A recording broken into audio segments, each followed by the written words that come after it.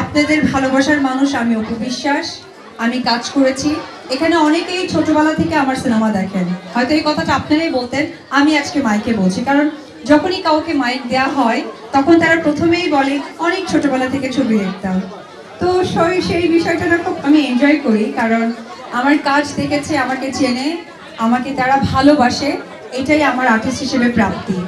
কারণ আমার কাজ না দেখলে তো আমার সম্বন্ধে আপনারা জানতে পারতেন না। সো আমি একটি কথাই বলতে চাই, এখানে 4-5 জন ছেলে বাদ দিয়ে সবাই কিন্তু নারী এখানে অ্যাওয়ার্ড নিয়েছেন। আমি সবসময় একটি কথাই বলবো যে আমাদের নারীদেরকে নিজের পায়ে দাঁড়ানো উচিত। আমি মনে করি আমি যেমন একজন নারী, আমি একজন মা, আমি মনে করি আমি আপনাদের ভালোবাসার একজন অভিভাবক।